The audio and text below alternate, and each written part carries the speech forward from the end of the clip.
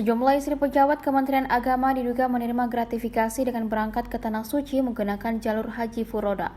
Ketua Masyarakat Anti Korupsi Indonesia atau MAKI, Boyamin Saiman mengungkap bukti laporan para istri pejabat Kemenak itu masih ada kaitannya dengan kasus dugaan korupsi kuota haji tambahan tahun 2024. Bukti itu ia serahkan bersama data berupa surat keputusan Menteri Agama tentang penetapan kuota haji tambahan tahun 2023 ke Gedung KPK, Kuningan di Jakarta Selatan pada Rabu 20 Agustus 2025.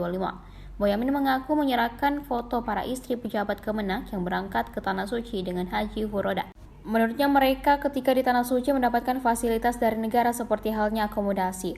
Lebih jauh, Boyamin menyebut pejabat yang diduga berangkat menggunakan haji furoda dengan fasilitas negara paling banyak dari Kementerian Agama. Sementara informasi soal anggota DPR juga masuk dalam kuota tambahan haji tersebut, ia mengaku belum mendapat bukti valid.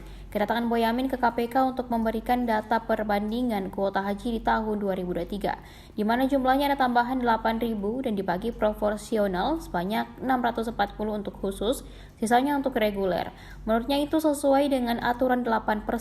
Sementara di tahun 2024 di saat Indonesia mendapat kuota tambahan 20.000 justru dibagi 50-50 untuk kuota khusus dan reguler. Hasil perhitungan dari pembagian itu yang diduga dijual atau dibeli rata-rata $5.000 per orang, sehingga ketika dikali jumlah 10.000 jemaah menghasilkan 750 miliar. Lalu dugaan pungli juga terjadi di bagian catering, berjamaah 2 rel, kemudian penginapan 3 rel. Kata Boyamin, jika dijumlahkan semuanya bisa mencapai 1 triliun.